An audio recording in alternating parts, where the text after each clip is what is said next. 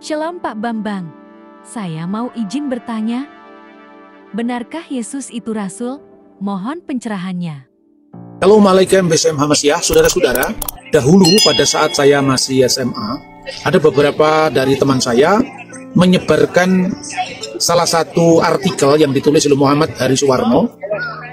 Intinya adalah mengenai bagaimana Islam memandang kekristenan. Selain artikel tentang Injil Barnabas, itu ada artikel misalnya tentang fotokopi dari Ulangan pasal 18 ayat 15 sampai dengan 20 yang menurut teman-teman saya itu ditafsirkan sebagai nubuat akan kedatangan Muhammad sebagai nabi yang dinubuatkan oleh Musa. Sebagai seorang yang masih mencari ya pada saat itu, terus terang saya cukup kaget juga. Ternyata kitab Taurat yang asli ini masih ada tulisannya dalam bahasa Ibrani. Dan surprise-nya lagi, yang justru memperkenalkan bahasa asli Alkitab itu adalah teman-teman Muslim, sekalipun tujuannya untuk, ya tentu saja, propaganda agama. Setelah saya dewasa dan terlibat di dalam banyak pelayanan, baru saya mengerti betapa pentingnya kita mempelajari original text of the Bible, termasuk bahasa Ibrani untuk kitab Taurat, kitab para nabi, dan teks-teks suci yang lain dari Ketuvim dalam Perjanjian Lama, tetapi juga Yunani Perjanjian Baru. Bahkan lebih penting juga adalah original language of our Lord Jesus Christ, yaitu Aramaik, bahasa Aram. Karena disitulah akar dari sabda-sabda Yesus yang nantinya karena jangkauan universal Injil, karena bahasa Yunani saat itu menjadi lingua franca, maka Injil sampai kepada kita dalam bahasa Yunani Koine. Dan tentu ini bukan hal yang harus dipersoalkan. Karena apa?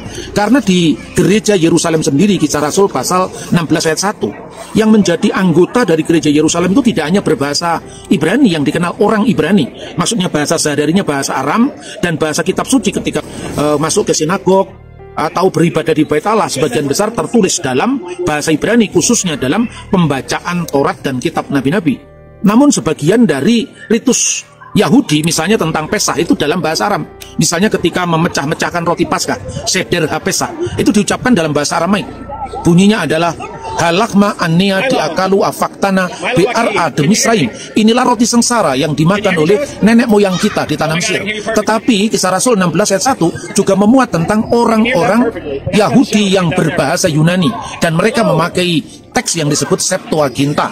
Dari situlah kemudian Injil tertulis dalam bahasa Yunani karena untuk menjawab jangkauan universalitas Injil. Baik, kita akan kembali kepada Ulangan pasal 18 ayat 15 yang ditafsirkan sebagai nubuat kedatangan Muhammad. Yang pertama, itu dikatakan seorang nabi di antara saudara kamu.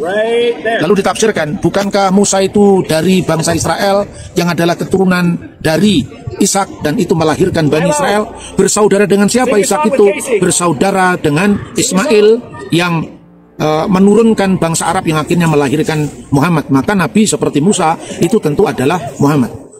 Lalu ditambah lagi dengan fakta seperti aku itu dipahami dalam makna keseharian. Muhammad punya bapak ibu, Yesus punya ibu tapi lahir dari Roh Kudus, tidak cocok. Muhammad memiliki anak istri, Yesus tidak punya anak istri, maka tidak cocok. Akhirnya disimpulkan bahwa nubuat itu untuk Nabi Muhammad. Tetapi ini salah total. Mengapa? Pertama, yang disebut dengan saudara di sini tidak saudara dalam konteks saudaranya Ishak, tapi saudaranya Israel, yaitu Yakub. Dan yang disebut dengan Israel itu bukan Ishak tetapi Yakub. Nah, secara khusus firman itu ditujukan kepada Musa. Musa itu dari suku Lewi. Israel itu memiliki 12 suku, Lewi, Yehuda, Naftali, Isakar, Yusuf, dan sebagainya. Dengan demikian, bagi orang-orang Kristen, bagi gereja mula-mula, termasuk Rasul Petrus, termasuk Stefanus, memahami ini sebagai nubuat dari kehadiran Yesus Kristus, seorang yang dikenal sebagai nabi pembebas. Jadi kira-kira seperti ini penjelasannya. Seorang nabi di tengah-tengahmu, dalam bahasa aslinya nabi mikir beka. Di tengah-tengahmu itu harus di tengah-tengah Israel, tidak bisa di luar Israel. Me'aheka di antara saudara-saudaramu. Musa dari suku Lewi, makanya pada ayat 1 dikatakan imam-imam Lewi, seluruh suku Lewi. Dan Yesus lahir dari suku Yehuda. Maka seorang nabi di tengah-tengahmu, di tengah-tengah Israel, di antara saudaramu, me'aheka, kamu nih yang seperti aku Musa, yakim leka adunai eloheka alaf tasmaun, yang akan dibangkitkan oleh Tuhan Allahmu, hendaklah yang kamu dengarkan. Lalu saudara-saudara, nabi ini adalah nabi Exodus. Ulangan pasal 34 ayat 10 itu dikatakan di antara orang Israel tidak ada nabi lain lagi dalam hal yang berhadapan muka dengan Tuhan. Nah, ini ditafsirkan juga secara keliru. Tidak ada nabi lagi setelah Musa di kalangan orang Israel yang akan dibangkitkan. Nyatanya ada nabi-nabi. Setelah Musa ada Salomo, yang di Islam dikenal sebagai Nabi Sulaiman, Daud, kemudian ada Yeremia, Yesaya, Yehezkiel, Ayub, Yunus, ya, dan sebagainya. Itu nabi-nabi yang selain daripada Musa. Dengan demikian maka jelas bahwa tekanan pada ayat 10 ini dalam hal berhadapan muka dengan muka. Apa artinya? Musa itu dikenal kalau dalam tradisi Arab disebut kalimullah, yang berbicara dengan Allah. Dan nabi yang akan datang ini adalah bukan lagi berbicara dengan Allah, tapi nabi ini firman Allah.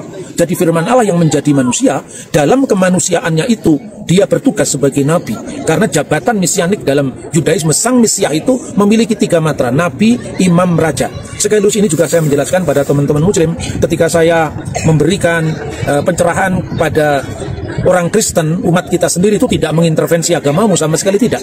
Tapi saya justru hanya ingin meluruskan bahwa tafsir ini keliru. Bukankah kitab suci ini kitab suci Yahudi? Ya, betul. Orang Yahudi juga penafsiran sendiri yang berbeda dengan Kristen. Tapi kitab sucinya berhak untuk dibaca, dihayati oleh kekristenan, karena kekristenan bagian dari Yudaisme.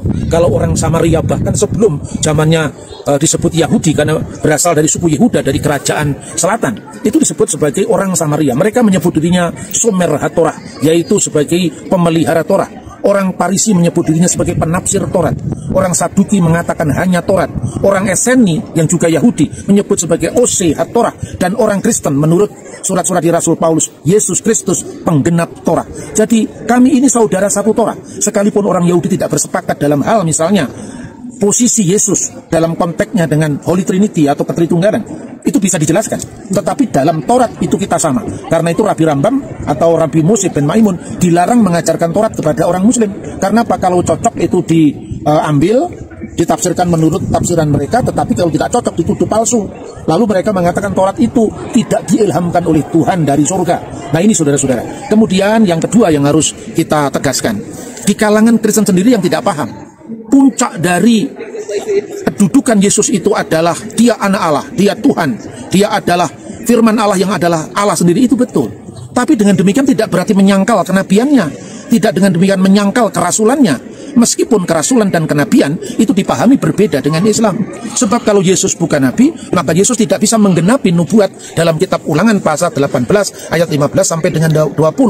Kalau Yesus tidak disebut rasul di dalam Ibrani pasal 3 ayat 1, maka Yesus tidak bisa memenuhi posisinya dia sebagai imam besar perjanjian baru yang tugasnya sebagai saliyah, yaitu sebagai rasul. Hasaliyah, sang rasul. Karena dia sang rasul, maka dia dibantu oleh rasul-rasul, salihim, kata jamak ya, dari kata saliyah. Jadi seperti Perdana Menteri dibantu oleh menteri-menterinya, dan tidak usah harus mempersoalkan rasul kok mengutus rasul seperti presiden mengutus presiden, tidak seperti itu konteksnya. Jadi Yesus sang rasul, hasaliyah, mengutus 12 rasul. Karena apa? Karena gereja adalah Israel baru, maka jumlahnya suku Israel 12, maka secara simbolik muridnya Yesus juga 12. Lalu setelah Injil diberitakan pada 12 rasul dengan prioritas Israel, maka juga diberitakan kepada 70 bangsa-bangsa sebagaimana Musa dibantu oleh 70 tua-tua Israel. Ini pun juga bukan kebetulan. Karena itu dengan demikian apa yang dikatakan dalam perjanjian baru itu bukan sekedar rekayasa kekristenan, tetapi kami meyakini itu sebagai penggenapan dari Taurat dan para nabi. Yang terakhir adalah mengenai yang seperti aku. Ini posisinya adalah Nabi Exodus. Kalau Musa itu membebaskan Bani Israel dari penindasan di tanah Mesir, maka Yesus membebaskan seluruh Bani Adam, putra manusia, anak-anak manusia, dari penindasan dosa-dosa. Simbolnya pun disebut Pesah. Kalau orang Yahudi mengenal Haggadah Pesah, tadi salah satu liturginya saya baca memecah-mecahkan roti, inilah roti sengsara. Tapi bagi iman Kristen penggenapannya bukan lagi Paskah nasional, pembebasan nasional, tapi pembebasan global seluruh umat manusia dari dosa-dosa karena penebusan dari Kristus yang adalah sang penyelamat itu. Tapi Pesahnya tetap. Kalau dahulu umat Israel diselamatkan dari anak-anak sulung mati, di mana di pintu gerbang yang ada tanda darah anak domba, maka Tuhan berfirman, "Wiraiti et hadam ufesahti alaihem." Dan apabila aku melihat tanda darah itu, aku lewat atas mereka. Tanda darah itu artinya penebusan. Dan ketika dilewati oleh kematian, karena tanda darah itu, penebusan itu melewatkan setiap orang yang percaya kepadanya, tidak binasa, melainkan memperoleh hidup yang kekal. Jadi marilah kita sentosa dengan pilihan iman kita masing-masing. Antar agama tidak perlu mengintervensi yang lain. Marilah kita sejahtera, kita sentosa dengan pilihan kita masing-masing. Kalau Kristen menginginkan Injil diberitakan kepada orang lain, silakan beritakan secara santun. Kalau Islam mau diberitakan kepada orang lain, silakan bicarakan, silakan percakapkan, silakan diskusikan, silakan kabarkan secara santun, tanpa melakukan intervensi terhadap agama lain, menuduh kitab sucinya orang lain palsu, dan sebagainya dan sebagainya. Akhirnya dari Colorado, Amerika Serikat, saya mengucapkan salam damai bagi setiap orang yang mencari Tuhan dan ingin menemukan kebenaran dalam Dia. Tuhan memberkati kita. Shalom. Oke Pak Bambang, penjelasan Anda sangat mencerahkan dan menguatkan iman kami. Terima kasih, Tuhan Yesus memberkati.